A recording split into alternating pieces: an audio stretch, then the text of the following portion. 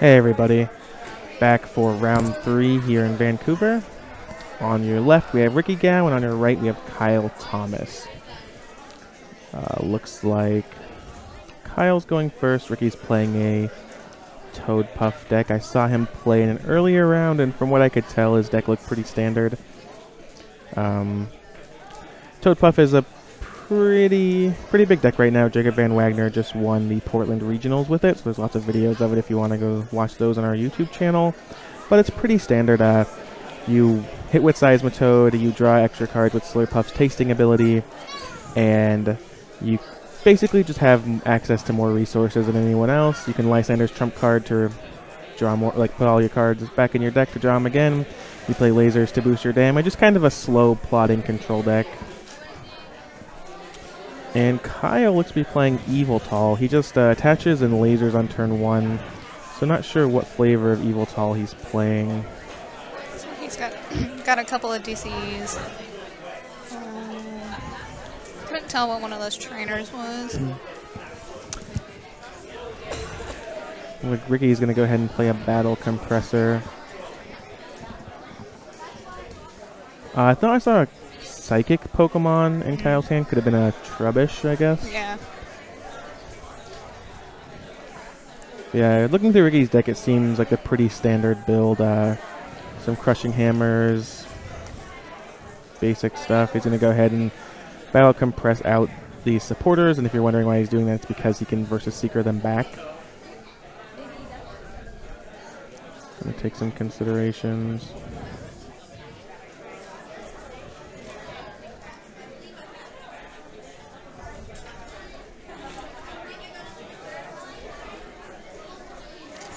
Battle Compressor is such a neat card.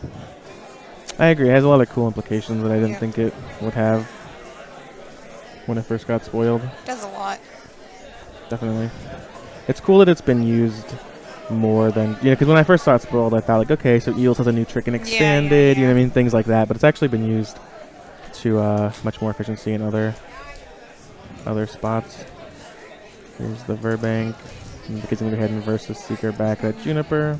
Yeah, I see a really nice start from Ricky here. He's got pretty much everything he needs. Yeah, definitely. The only thing he would want more, I guess, is a Muscle Band. Yeah. Doesn't really want. I don't think he really wants to play a Verbank right now, just because of his own Seismitoad is poisoned. He even has the Crushing Hammer. That's going to be ahead, so setting that Yveltal even further.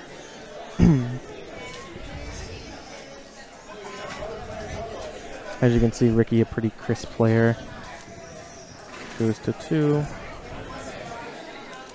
Yveltal does wake up, but not going to matter too much. Lysander for the Swirlex.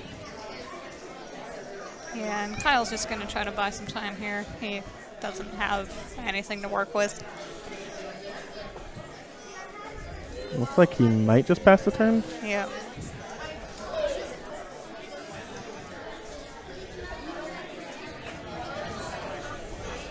Jirachi is the draw for Ricky.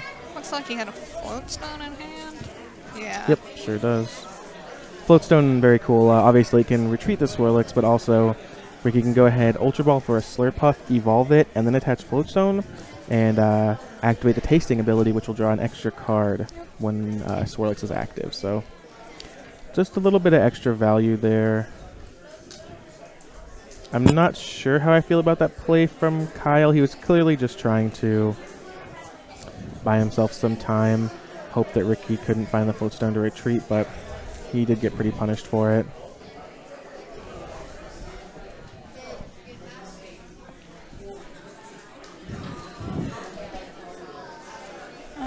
And there's a Zerosic. So put that Yveltal even further behind.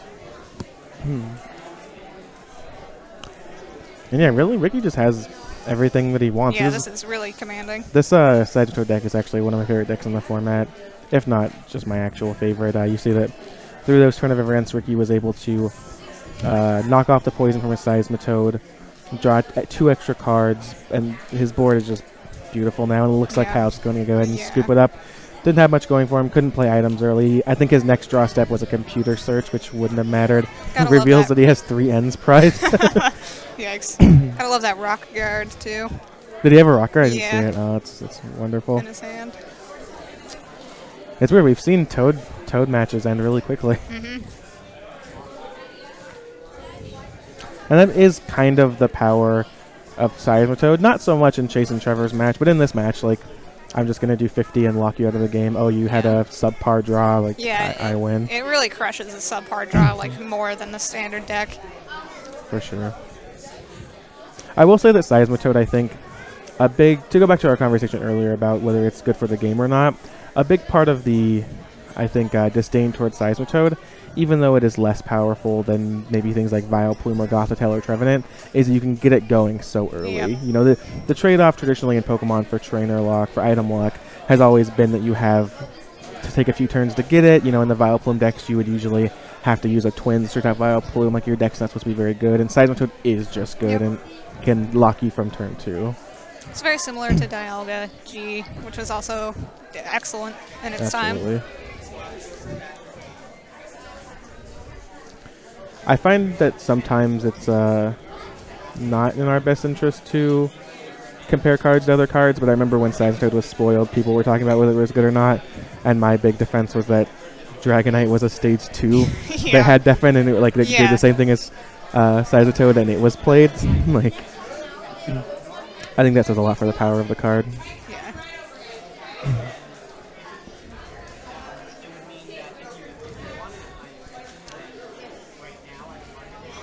Looks like Ricky has a mulligan.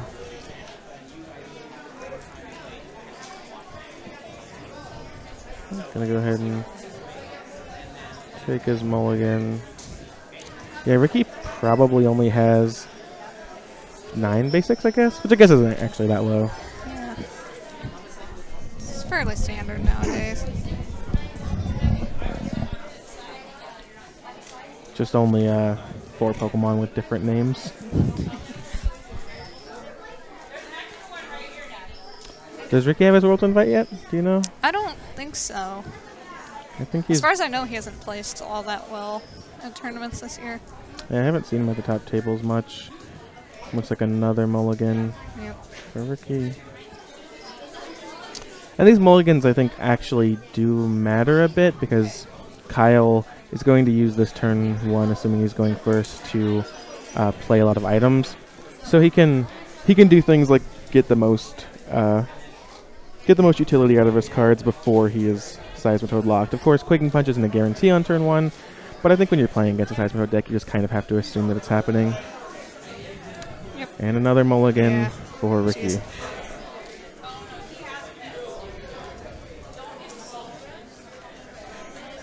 What's the maximum, or what's the most number of times we've mulliganed in a tournament? Probably upwards of 5. In a single game. I don't know about through a whole tournament. Probably a lot. Yeah, I meant that in the game. Yeah.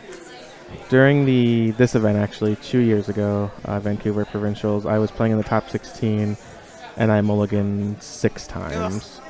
And I started Lone Clank against my opponent's Tornadus EX. Yeah, it just gets worse and worse because you shuffle faster and not as well. We do see that Ricky has a Toad. basic this time. It's a Seismitoad. Yeah. Yeah, so those were Trebuchers. Okay, so he's playing the Garbodor version. So that'll be nice. Yveltal trades fairly well with Seismitoad as long as he can kind of keep that trainer flow under control with the Garbodors. Although, of course, Crushing Hammer and Lasers and Rock Guard are all still not fun to deal with. Yeah, and we did see that Ricky played as a Rosic. Yep, that so too. that can deal with the Garbodors a bit. Luckily, there are some decks that use abilities where you can kind of be locked by a Garbodor and then remove their tool and then kind of use your ability all at once and get ahead, like an Electric deck or a Blastoise deck, but the Seismitoad deck isn't really one of them. The power comes from drawing 1 to 2 extra cards every single turn, so just, you know, knocking off their tools, drawing an extra card doesn't really do much for you. And we see Kyle with a Seismitoad of his own. Not uncommon in these type of decks. Seismitoad only requiring colorless energy to attack just kind of fits into everything. Yep. Really good after a strong N, or if your opponent's clearly dead drawing, any of that. Definitely.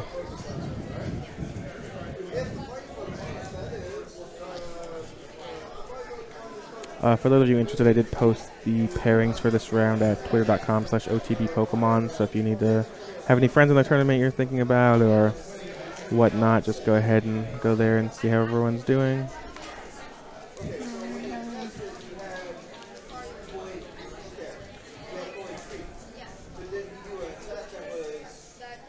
And there's a laser. This flip will be pretty big.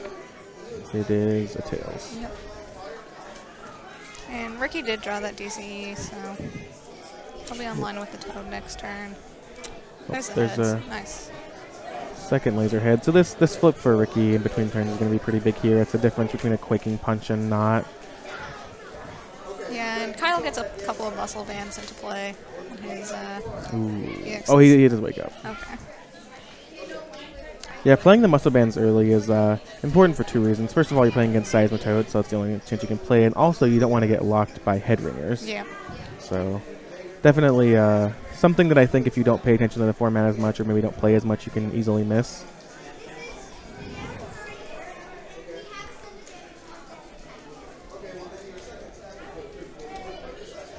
It looks like Ricky had a crushing, yep. There's a crushing hammer, and there's a heads. That sets Kyle back quite a bit. Yeah, he's not going to be able to attack next turn unless he can both get this Trubbish out of the active position and draw DCE exactly for a Seismitoad. Yep, and DCE is very easy to get rid of, so it'll be hard to make anything stick. And at this point, it might, if he has to invest a DCE into it, it might not even be what he wants to do right now when the Ricky's has a... Ricky's going to have the natural advantage there. Dumping the Lysander's trump card into the discard, and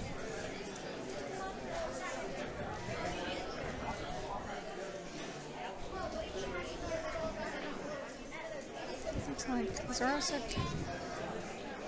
I really like the idea of being able to dump your supporters into your discard and then just kind of have more outs with them to Verse Seeker. Every Verse Seeker becomes one of 8 supporters. I really like being able to play one-ofs, and Battle Compressor and Trump Card make those super viable options. Definitely.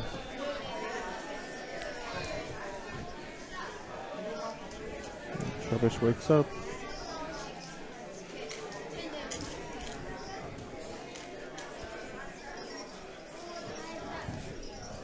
Kyle's able to get the Garbodor here. It's really good. If you can get a Float Stone, and... Oh, he can't play Float Stone, actually. Yeah, he's locked. Yeah. Just going to start attaching to Yveltal, hopefully. Oh, it looks like he only has one card in hand, too. It's going to pass without a supporter. Yep.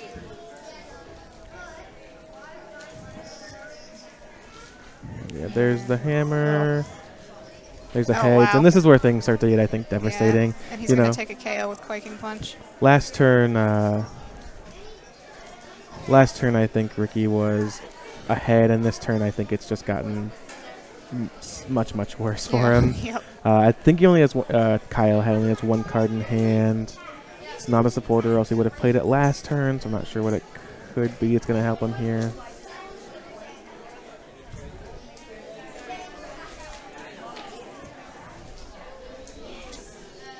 Yeah, this crushing hammer heads, man. Just so frustrating. I think wisely sends another Trubbish active, attaches a dark energy, and passes the turn. Kyle. His play is to just try to attach as many energy to Yveltal as he can. Yeah, there definitely is a reality where, again, the Seismitoad deck is slow. Ricky takes another prize in the next 2 turns, but Kyle draws, Dark DCE, top decks of Juniper, kind of starts to get ahead. The much more aggressive deck. Also appears that Ricky only has an N in hand as a draw supporter. Is that correct? I know he versus Seeker for a 0-6 last turn. Maybe a bit. Oh, he has a Juniper as well. Okay. All right. So take back everything I just said. Ricky has no problems at the moment, and you can see in Kyle's body language. I think he's getting kind of upset. Yeah. It's pretty frustrating. A little done with it. Crushing Hammer, I personally think is a very frustrating card, but I also think that it's not really the best card for the game either. Yeah. There's a lot of I think there's a strong difference between cards that are bad for the game and cards that are just frustrating. For instance, N, I think is good for the game, but is very frustrating to play against and creates a lot of feel bad moments. But Crushing Hammer, I just think it has no upside. Enhanced Hammer, more understandable. You know, you're punishing people for being greedy. Their energies are just better, but Crushing Hammer, just putting it on a coin flip makes it so frustrating. Especially when it's so powerful in the format. Like, no. Absolutely. And the top deck was... Oh, I believe the other heart card in his hand is a computer search, too. Conventional Wisdom would tell you to hold the Darkrai there so you can computer search next turn, but that's not going to happen because Ricky will never stop crushing, or Seismitoading. And the Trubbish will die to Poison. Looks like Kyle didn't actually consider that.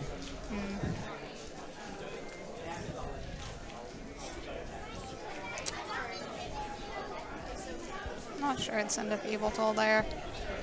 Probably Darkrai. Just to let Darkrai kind of take a beating while you hope to draw something. Yeah, especially because Dark Cloak is active. Yeah. So if he draws a Dark Energy at any time, although I guess that could be a reason for playing the Yveltal too, is that you can just retreat if something goes wrong. Yep. I still wouldn't expose it to that damage and potential yeah, I just wouldn't want the Yveltal to take any damage since it's kind of your lifeline right now. Yeah, I can see that.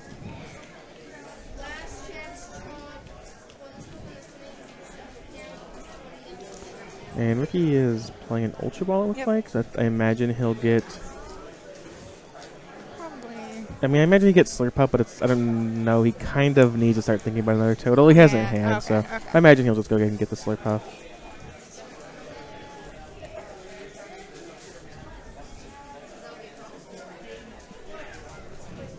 That Rock Guard is actually pretty slick, I think. Yeah. Obviously, it's a little cute, and Muscle Band is a pretty important card in the deck, but just being able to boost Seismitoad's potential damage output so much. Especially if you expect to be facing a lot of other Seismitoad.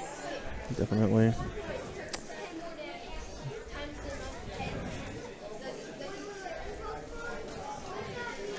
Ricky gonna go ahead and play the Head Ringer on the Darkrai. No other real targets right now. And there's the Rock Guard on the second Seismitoad. Lysander? Where's up the Toad? Not sure about that.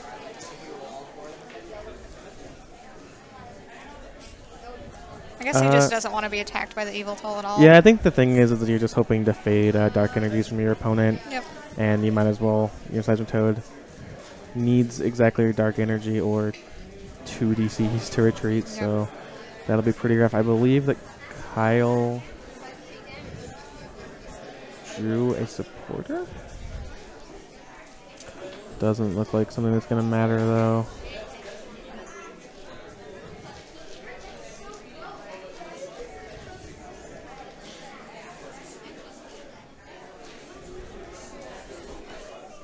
Oh, it's a Burbank City gym. Okay.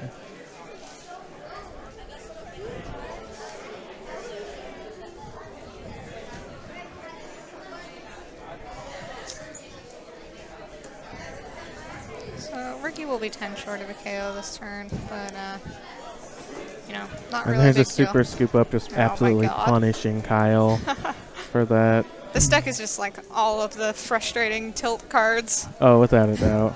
I mean, you just have to consider Kyle's like, all right, well, alright, he's not going to be able to knock me out next turn, but he's going to take some damage. Oh, never mind. Super scoop up, everything's reset. I just played a card that says do 30 more until your Seismitoad's knocked out. This deck really just wins by crushing the opponent's mentality. Yeah.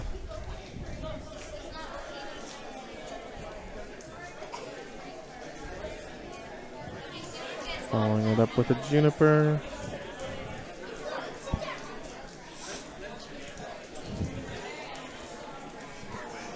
Gets another Toad online. Kyle throws his card down in frustration. Didn't he attach the DC? Yeah, okay. Oh, he already attached the DC this turn. Yeah. I mean, I honestly can't blame Kyle, really. I can't say that I would be as actively frustrated as he is, but I can't blame him for, you know, when you lose to coin flip cards, it's very difficult to deal with, and especially after losing game 1 in such a anticlimactic way. I think he Looks like he's going to go ahead and scoop Yeah. it up. I mean, Kyle is basically not playing either of these games, which is like, Very unfortunate. just not fun. Sorry. Without a doubt. And yeah, he's going to go ahead, pass the turn. His Seismitoad gets knocked out by his own Burbank City gym.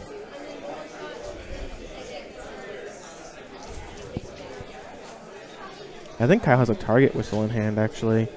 Pretty interesting item card. Lets you put a basic Pokemon from your opponent's discard pile into play. Interesting.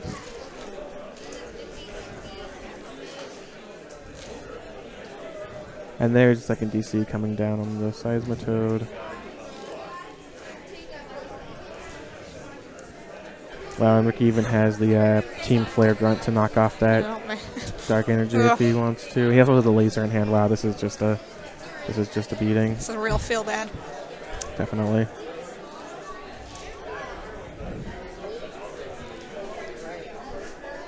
I also like the trend of it's been a trend for a while, I guess, but I like the trend of supporters that don't draw you cards and like how many you can possibly play. Like every deck is playing Lysander. So a lot of decks play their Last Resort. You know, Zero Sick is fairly commonly played. Yep. Team Flare Grunt. Even have things like Pokemon Center Lady that was played. Like I really like the idea of having to balance your draw cards versus utility in the supporter slot.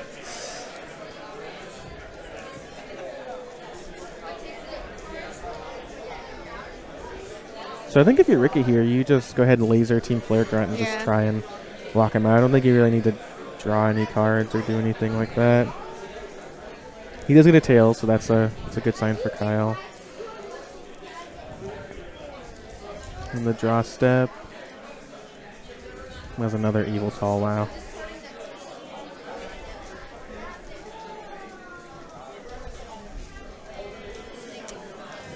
So Kyle should have shows him a computer search. Oh, sorry, it was an escape rope, not a target whistle. My apologies. Just conceding. Yeah, just gonna go ahead and concede. Nothing. I mean, he did have 2 more turns, technically, but yeah, wow, that was quite the beating. Yeah. Ricky Gao moving to 3-0. I'm gonna go grab him for an interview real quick. Maybe talk about what inspired him to play the deck and what inspired him to draw all the right cards at the right time. So we will be right back.